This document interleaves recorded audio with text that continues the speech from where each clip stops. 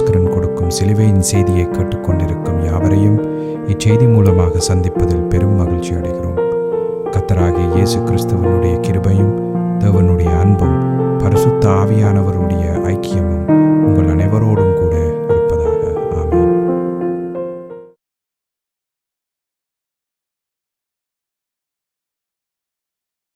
நான் இவாஞ்சலிஸ்ட் போல் பாலபாஸ்கரன். சிலுவையின் செய்தி என்ற இந்த நிகழ்ச்சியில் என் சகோதரர்கள், என் சகோதரிகள், என் நண்பர்கள் எல்லோரையும் மறுபடியும் சந்திப்பதில் நான் பெரும் மகிழ்ச்சி அடைகிறேன். இந்த அருமையான நேரத்தை கர்த்தராகிய இயேசு கிறிஸ்து எங்களுக்கு ஒதுக்கி தந்திருக்கிறார். இந்த நேரத்தில் கர்த்தருடைய வேத வார்த்தைகளை உங்களோடு பகிர்ந்து கொள்வது எனக்கு மிகுந்த சந்தோஷத்தை அளிக்கிறது என்பதை நீங்கள் அறிந்து கொள்ள வேண்டும். கர்த்தருடைய வேத வார்த்தை என சொல்லப்படும் பொழுது எந்த காலத்திலும் சிலுவையில் அறையப்பட்ட இயேசு கிறிஸ்துவை பற்றியே அது பிரகடனப்படுத்துகிறது என்பதை நாம் தெளிவாக அறிந்து அதனை நம்முடைய இருதயத்தில் நிலைநாட்டி வைத்திருக்க வேண்டும். ஒவ்வொரு கிறிஸ்தவர்களும் அந்த வார்த்தையை நம்முடைய இருதயத்தில் அறிந்து அதை விசுவாசித்து அந்த வார்த்தையை நம்முடைய இருதயத்தில் நிலைநாட்டி வைத்திருக்க வேண்டும். ஏனென்றால் ஆண்டவர் சொல்லியிருக்கிறார் மத்தேயு 4:4 மனுஷன் அப்பத்தினாலே மாத்திரமல்ல தேவனுடைய வாயிலிருந்து புறப்படுகிற ஒவ்வொரு வார்த்தையினாலும் பிழைப்பான் என்று சொல்லி மத்தேயு 4:4 சொல்லப்பட்டிருக்கிறது. ஆண்டவராகிய இயேசு கிறிஸ்து சொல்லியிருக்கிறார். யாருக்கு சொன்னார்? சாத்தானுக்கு சொன்னார். அப்போ என்ன சொன்னார் என்று சொன்னால், மனுஷனுக்கு தேவை தேவனுடைய வார்த்தை. அப்போ தேவனுடைய வார்த்தை என்னத்தை பற்றி சொல்லுகிறது? சிலுவையில் அறையப்பட்ட இயேசு கிறிஸ்துவை பற்றி சொல்கிறது. அப்போ சிலுவையில் அறையப்பட்ட இயேசு கிறிஸ்துவை கேட்கிறதுனால, அதை விசுவாசிக்கிறதுனால, அதனாலேயே மனுஷன் பிழைப்பான் என்று சொல்லி மத்தேயு 4:4 மட்டுமல்ல, புதிய ஏற்பாட்டில் மத்தேயு 4:4, பழைய ஏற்பாட்டில் உபாகமம் 8:3 சொல்லப்பட்டிருக்கிறது என்பதை நாம் தெளிவாக அறிந்து கொள்ள வேண்டும். இப்பொழுது நாம் வேத வார்த்தைக்கு போவோம். ரோமர் 8:19 மேலும் தேவனுடைய புத்திரர் வெளிப்படுவதற்கு சிருஷ்டியானது மிகுந்த ஆவலோடே காத்து கொண்டிருக்கிறது. அப்போ இந்த பூமியில் கவனமாக பார்த்து கொள்ளுங்கள். தேவனுடைய புத்திரர்கள் இருக்கிறார்கள், அதே நேரம் சிருஷ்டியும் இருக்குது. கவனமாக அறிந்து கொள்ள வேண்டும். இந்த பூமியில் தேவனுடைய புத்திரர்கள் இருக்கிறார்கள், அதே நேரம் தேவனுடைய சிருஷ்டியும் இங்கே இருக்கு. அப்போ அந்த சிருஷ்டி என்ன மாதிரி என்று சொன்னால், தேவனுடைய புத்திரர்கள் வெளிப்படுவதற்காக காத்து கொண்டு இருக்கிறது என்று சொல்லப்பட்டு கிடக்குது. அப்போ இந்த வேத வார்த்தைக்கு நான் தெரிந்து கொண்ட தலையங்கம் தேவனுடைய புத்திரர் வெளிப்படுதல். தேவனுடைய புத்திரர் வெளிப்படுதல். ஹல்லேலூயா. நாம் இப்பொழுது ஜெபத்திற்கு கடந்து செல்லுவோம். அருமையானங்கள் பிதாவே, உமக்கு ஸ்தோத்திரம். பரலோகத்தின் தேவனே, உமக்கு ஸ்தோத்திரம். உம்முடைய குமாரன் இயேசு கிறிஸ்துவ பலியாக சிலுவையிலே ஒப்பு கொடுத்து அவருடைய வெளியேறப்பெற்ற இரத்தத்தினால் தேவரீர் நீரங்கள் எல்லோரையும் மீட்டு கொண்டீர். அதற்காக உமக்கண்டைக்கும் ஸ்தோத்திரம் பிதாவே. இந்த நேரத்தில் இந்த வேத வார்த்தைகளை கேட்டுக்கொண்டிருக்கும் என் சகோதர சகோதரிகள், நண்பர்கள் எல்லோரையும் தேவரீர் ஆசீர்வதித்து அபிஷேகித்து உம்முடைய வேத வார்த்தைகளை அறிந்து கொள்ளக்கூடிய பாக்கியத்தை அவர்களுக்கு கொடுத்தருள வேணுமென்றும், அதே நேரம் அடியேனையும் அபிஷேகித்து அவர்களுக்கு நிதானமான முறையில் போதிக்க உம்முடைய பரிசுத்த ஆவியானவர் அவரே போதனையை செய்ய வேணுமென்று இயேசு கிறிஸ்துவின் நாமத்தினால் கேட்டுக்கொள்கிறேன் பிதாவே. ஆமேன் and amen and amen. Hallelujah, hallelujah, hallelujah. Thank you, Jesus. Thank you, Jesus. Praise the Lord, praise the Lord, praise the Lord. அப்போ கடைசி செய்தியில் இறுதியாக நான் உங்களுக்கு ஒரு மிக முக்கியமான ஒரு வேத வாக்கியத்தை பற்றி விவரமாக விளங்கப்படுத்தி கொண்டிருந்தேன். 1 தெசலோனிக்கேயர் 4:16-17. இந்த 1 தெசலோனிக்கேயர் 4:16-17 பின்பு உயிரோடு இருக்கும் நாமும் எதிர்கொண்டு போக. அப்போ வானத்தில் இருந்து கர்த்தாதி கர்த்தர் இறங்கி வருவார். அப்பொழுது அவர் பூமிக்கு வரமாட்டார். வானத்தில் வந்து அவர், நான் ஏற்கனவே சொல்லியிருந்தேன், 6000 அடிக்கு மேலாக அவர் நிற்பார். அப்படி நிற்கும் பொழுது என்ன நடக்குது என்று சொன்னால், அப்பொழுது கிறிஸ்துவுக்குள் மரித்தவர்கள் முதலாவது எழுந்திருப்பார்கள்.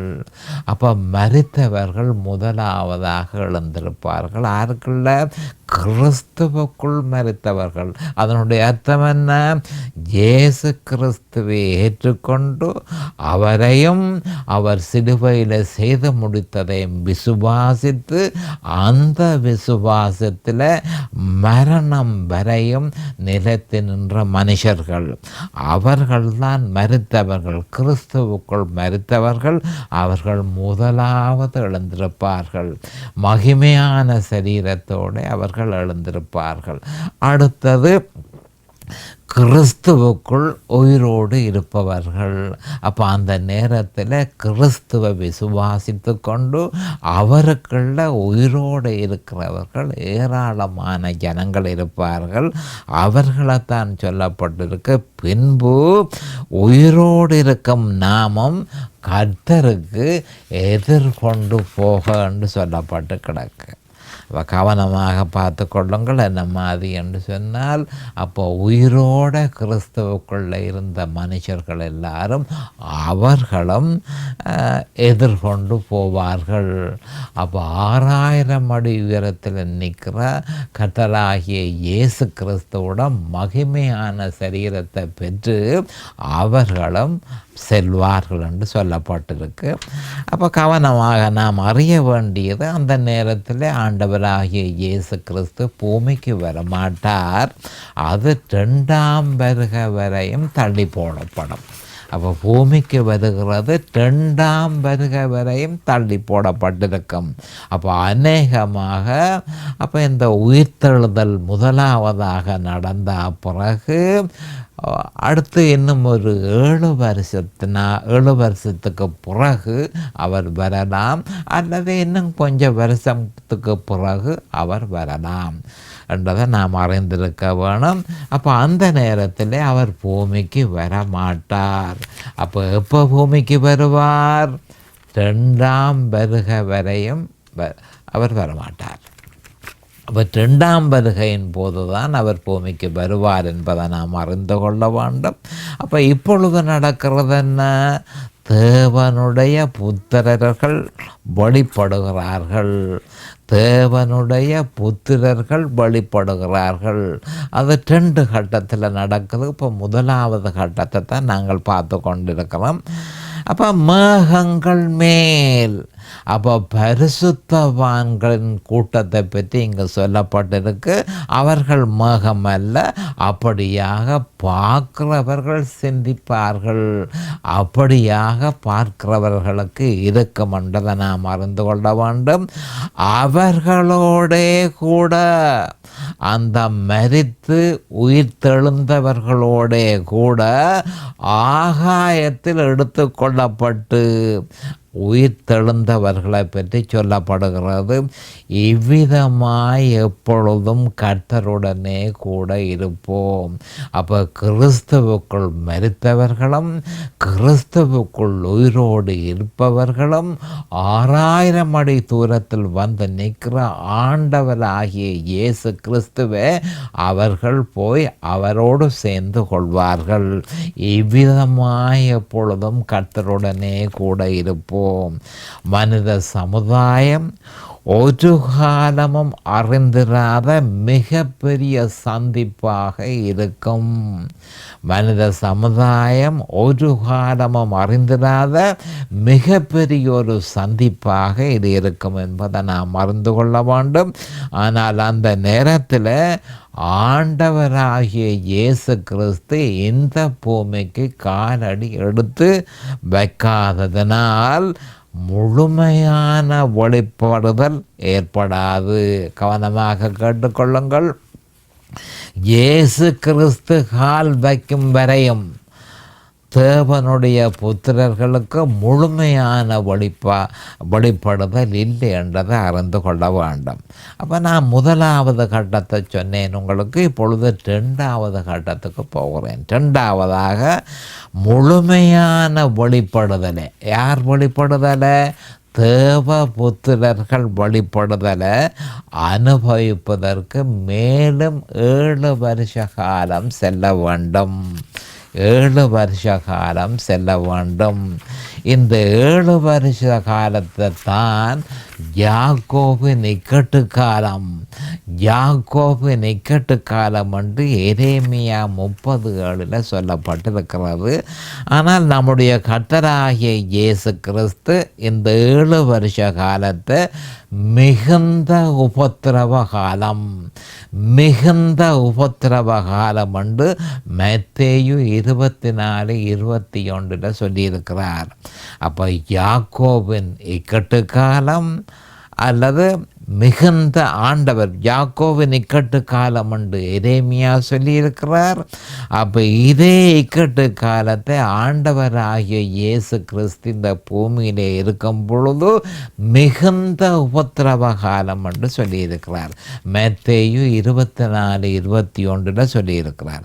அப்போ இது பற்றி அவர் பிரஸ்தாபிக்கையில், ஏனெனில் உலகம் உண்டானது முதல் இதுவரைக்கும் சம்பவித்திராததும் இனிமேலும் சம்பவியாததுமான மிகுந்த உபத்திரவம் அப்பொழுது உண்டாயிருக்கும் என்று ஆண்டவராகிய இயேசு கிறிஸ்து தீர்க்க தரிசனமாக சொல்லியிருக்கிறார். அப்போ இந்த வேத வாக்கியத்தின் ஆவிக்குரிய பொருளை மிக முக்கியமானது. அவர் 2 விதமாக வேத வாக்கியத்தினுடைய பொருளை அறிந்து கொள்ளலாம். ஒன்று மேலெழுந்த வாரியாக அறிந்து கொள்வது, மற்றது வெளிப்படுத்தப்பட்டு அறிந்து கொள்வது. அப்போ வெளிப்படுத்தப்பட்டு அறிந்து கொள்வது தான் ஆவிக்குரிய பொருள் என்பதை நாம் அறிந்து கொள்ள வேண்டும். அப்போ இந்த மத்தேயு 24:21 சொல்லப்பட்ட வேத வாக்கியத்தின் ஆவிக்குரிய பொருள் என்னன்றதை பார்ப்போம். ஏனெனில் உலகம் உண்டானது முதல் இதுவரைக்கும் சம்பவித்திராததும். அப்போ உலகம் இதுவரைக்கும் இந்த மாதிரியான பிரச்சனையை கண்டதில்லை.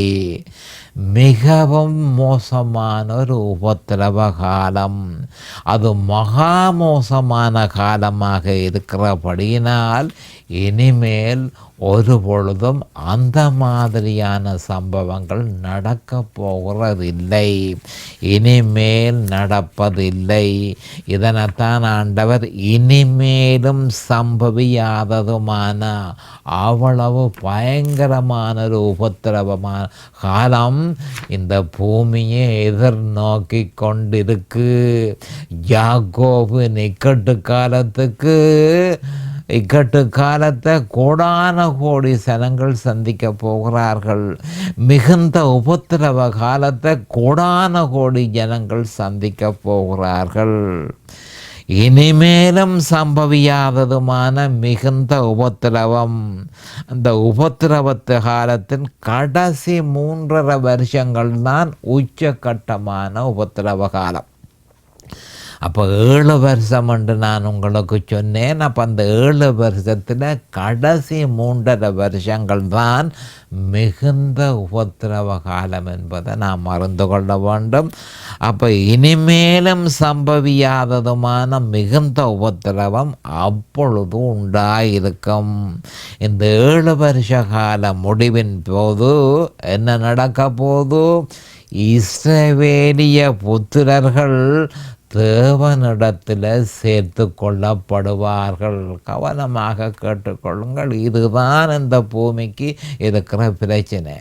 அப்போ முதலாவது இதில் ரப்ஷரில் உயிர்த்தெழுதல்ல ஏராளமான ஜனங்கள் மகிமையான சரீரத்தை பெற்றிருக்கிறார்கள். அடுத்த 2வது நிலைமை என்ன மாதிரி என்று சொன்னால், இயேசு கிறிஸ்துவனுடைய 2ஆம் வருகையின் போது, அதுவும் 7 வருஷ முடிவின் போது, அதுவும் யாக்கோபு நிக்கட்டு காலத்தின் முடிவின் போது இஸ்ரவேலிய ஜனங்கள் தேவனிடத்தில் சேருவார்கள் என்று சொல்லி சகரியா அதிகாரம் 13, 14, வெளி அதிகாரம் 19 சொல்லப்பட்டிருக்கிறத நாம் அறிந்து கொள்ள வேண்டும். அப்பொழுது தேவனுடைய புத்திரர்களின் வெளிப்படுதல் பூரணப்படும். கவனமாக கேட்டுக்கொள்ளுங்கள். இந்த வாக்கியத்தில் சொல்லப்பட்டிருக்கு தேவனுடைய புத்திரர்கள் வெளிப்படுவதற்கு. அப்போ தேவனுடைய புத்திரர்கள் 2 கட்டமாக வெளிப்படுகிறார்கள். முதலாவது கட்டம், அவர்கள் மகிமையான சரீரத்தை பெற்றுக்கொள்ளும் பொழுது தேவனுடைய புத்திரர்கள் முதலாவது கட்டமாக வெளிப்படுகிறார்கள். 2வது கட்டமாக மிகுந்த உபத்திரவ காலத்தின் போது நம்முடைய ஆண்டவராகிய இயேசு கிறிஸ்து இந்த பூமிக்கு வருவார். அப்பொழுது இஸ்ரவேலியர்கள் அவரோடு சேர்ந்து கொள்வார்கள், தேவனை ஏற்றுக்கொள்ளுவார்கள். அப்பொழுது தேவனுடைய புத்திரர்களின் வெளிப்படுதல் பூரணப்படும். மறுபடியும் சொல்லுகிறேன், அப்பொழுது தேவனுடைய புத்திரர்களின் வெளிப்படுதல் பூரணப்படும். வெளிப்படுதல் பூரணப்பட வேண்டுமாயின் இஸ்ரவேலிய புத்திரர்கள் தேவனிடத்தில் சேர வேண்டும், தேவனிடத்தில் சேர்க்கப்பட வேண்டும். அப்பொழுது சாபம் முழுவதுமாக அகற்றப்பட்டு பூரணமாக்கப்படும். இந்த 7 வருஷ கால உபத்திரவம் பூமியில் நிறைவேறும் தருவாயில் எப்போ நிறைவேறுது? அர்மகதோன் யுத்தம் நடைபெற்று கொண்டிருக்கும் பொழுதே இந்த 7 வருஷம், இந்த உபத்திரவகால 7 வருஷம் முடிவு பெறுகிறது.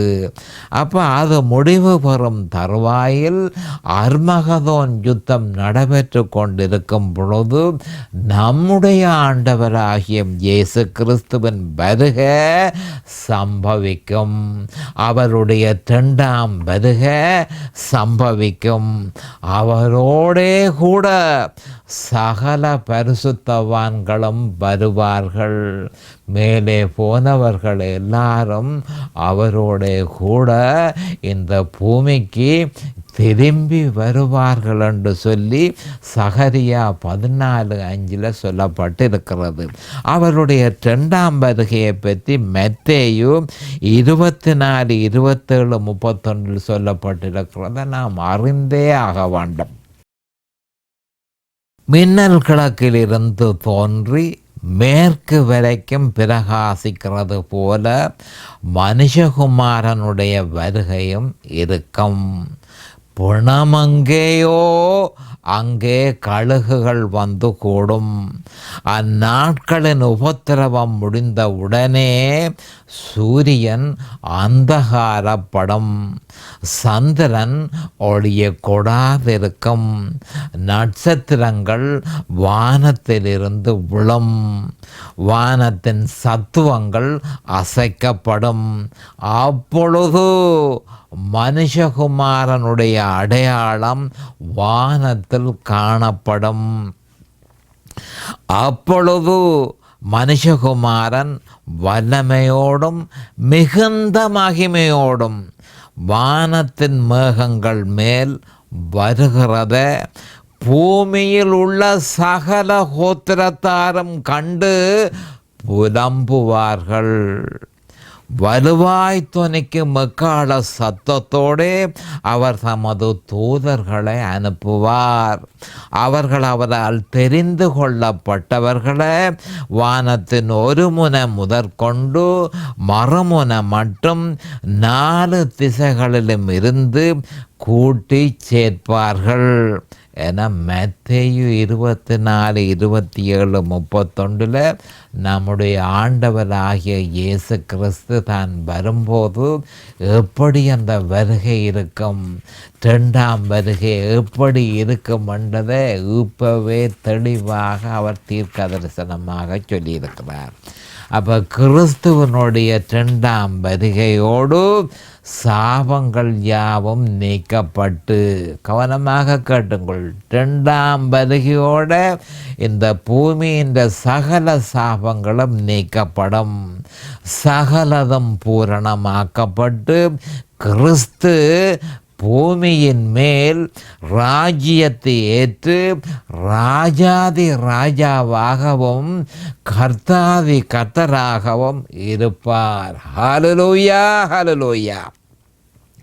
இதை பற்றி ஏசையா 2:1-5, ஏசையா 4:2, ஏசையா 9:6-10, ஏசையா 14:1-8, ஏசையா 25:6-12, ஏசையா 26:1-4, ஏசையா 32:1-15, ஏசையா 33:6, ஏசையா 63:1-19. அப்போ ஏசையாவின் தீர்க்க தரிசனத்தில் முற்றும் முழுதுமாக ஆண்டவராகிய இயேசு கிறிஸ்து பூமிக்கு வருவார்.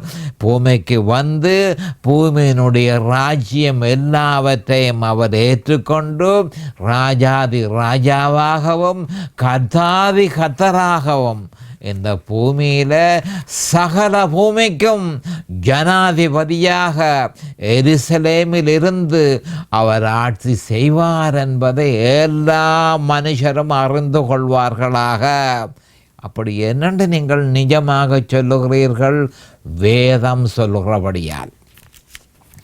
இப்படி இருக்க தேவனுடைய புத்திரர் வெளிப்படுதலை பற்றி ஒரு பொய்யான உபதேசம் கிறிஸ்தவ சபைகளில் ஊடுருவி அநேகரை சின்ன பின்னப்படுத்தி கொண்டிருக்கிறது.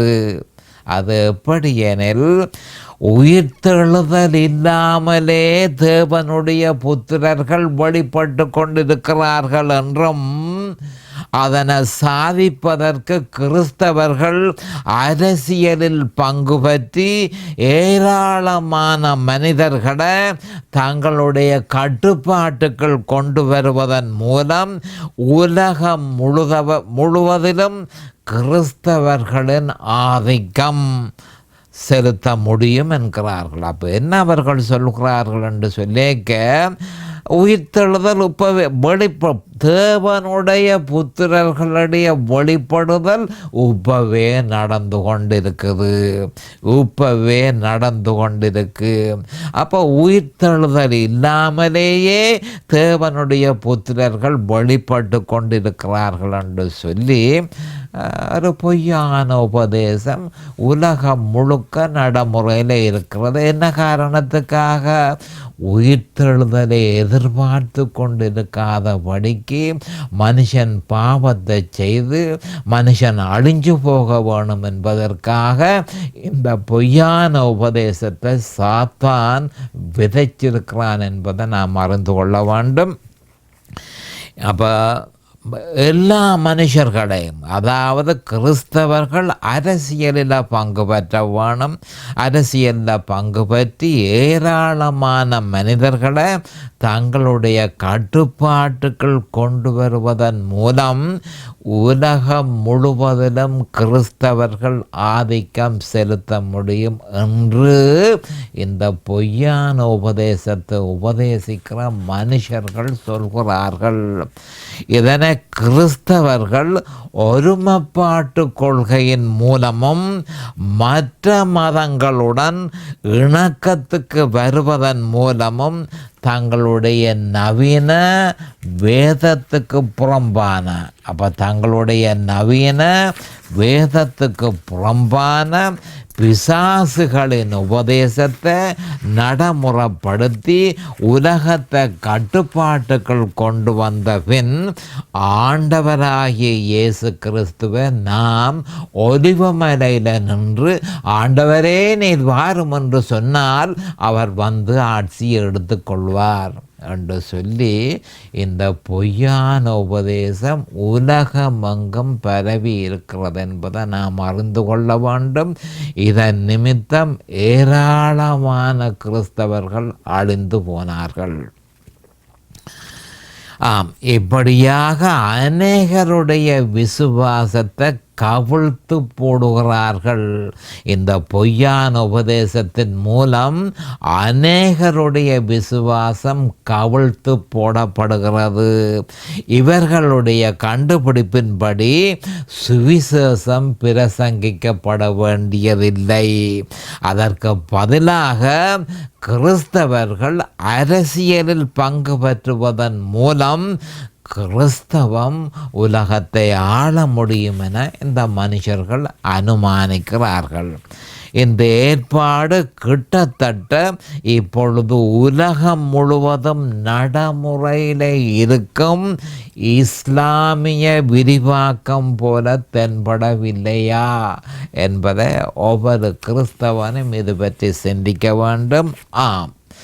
ராஜ்யம் இந்த உபதேசத்துக்கு பொய்யான உபதேசத்துக்கு பேர் என்ன? ராஜ்யம் இப்பொழுதே, ராஜ்யம் இப்பொழுதே என்று இந்த உபதேசத்திற்கு சார்பாக ஒரு வேத வாக்கியத்தையும் அவர்கள் தேடி பிடித்துள்ளார்கள்.